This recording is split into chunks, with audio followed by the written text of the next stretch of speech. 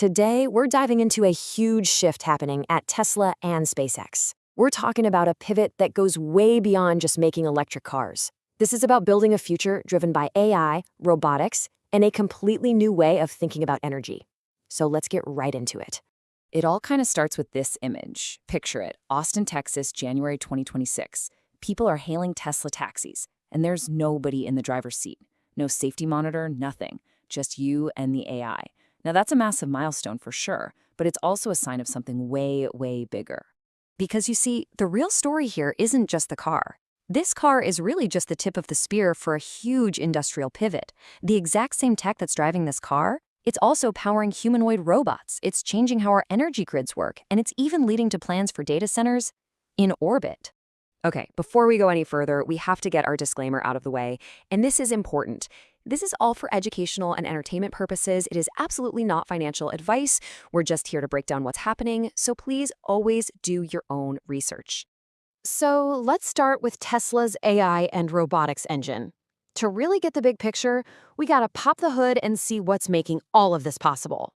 And things got very real very fast, with posts just like this one. January 22nd, 2026. A user in Austin confirms it. I am in a Robotaxi without a safety monitor. This wasn't some internal test drive. No, this was the public launch. Now, the details here are what's really fascinating. The service? Geofenced to Austin for now. It's running on the new Model Y Juniper variants. And here's the kicker. The software is a special version of full self-driving V14. It's built on what they call a pure vision end-to-end neural network. That's just a fancy way of saying it's all cameras, no radar, no LiDAR, and the AI is learning and making decisions on its own from start to finish. It's a totally different approach. Which, of course, brings up the big question. How in the world did they get here? What was the massive technological leap that made this possible? Well, the breakthrough really started when they decided to throw out this number, 300,000. That's how many lines of C++ code. We're talking explicit, handwritten rules that engineers had created to tell the car exactly what to do. It was unbelievably complex and just couldn't really learn on its own. So they did what they called the Great Code Replacement. They literally ripped out those 300,000 lines of rigid code and replaced it with a system that actually learns. They fed a giant neural network billions of miles of real-world driving data, and the AI basically learned to drive by watching us. The result? It's kind of like a chat GPT for cars. It makes its own judgments instead of just following a script. And this is where you start to see that this AI engine is so much bigger than just cars. It's a whole ecosystem. The same core AI that's behind FSD is now being used for the Optimus humanoid robot, which, by the way, is already working in Tesla's factories. And the powerhouse behind all of this training is their custom-built Dojo supercomputer. And this is where the story gets even crazier, because the massive scale of Tesla's AI dreams created a huge problem.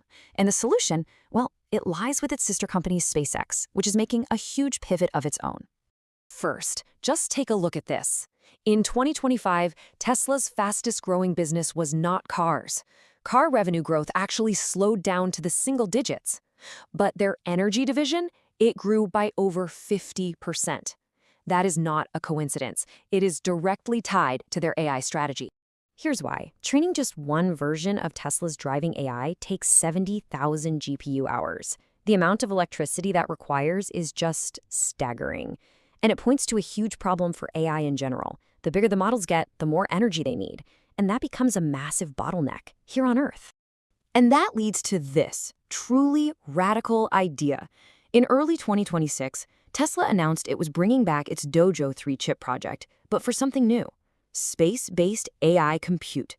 The vision is to launch entire data centers into orbit, where they can be powered 24/7 by the sun, completely getting around Earth's energy and cooling problems.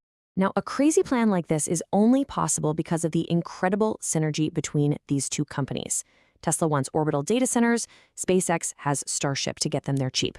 Tesla needs its AI fleet to be connected everywhere, while SpaceX has Starlink. Even the money for the new Dojo 3 chips could come from a future SpaceX IPO. They're totally intertwined. And that's because SpaceX has also pivoted.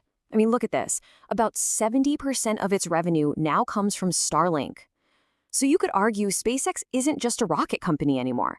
It's a global internet provider that just so happens to own the rockets, making it the perfect partner for Tesla's AI future. All right, so we have this incredible, almost science fiction vision, but let's get real for a minute. What are the actual drivers making this happen, and what are the major roadblocks that could stop it dead in its tracks?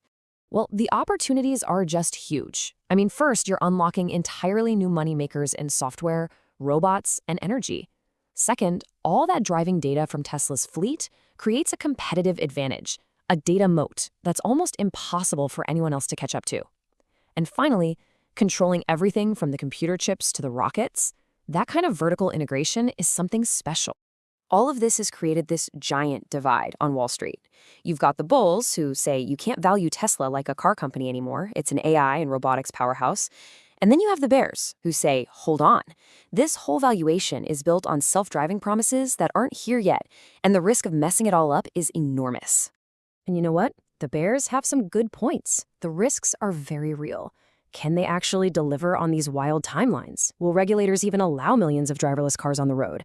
And you can't forget about the competition. NVIDIA, BYD, they aren't just sitting around. Plus, the company's big reliance on its Shanghai factory is a huge geopolitical wildcard. So, when you put all these pieces together, the AI, the robots, the energy, the rockets, what's the big picture here? What's the main takeaway from this whole strategic pivot? When it comes right down to it, what we are watching is an attempt to build a completely new kind of industrial giant, one that's integrated from top to bottom across AI, robotics, energy, and space. This isn't about selling more cars. This is about owning the entire technology stack for whatever comes next. And that really leaves us with the ultimate question, doesn't it? Are we witnessing the blueprint for a new kind of company for the 21st century? Or is this a pivot that's just too ambitious, too complicated, a pivot too far? Honestly, the answer to that question is probably going to define the next decade of technology.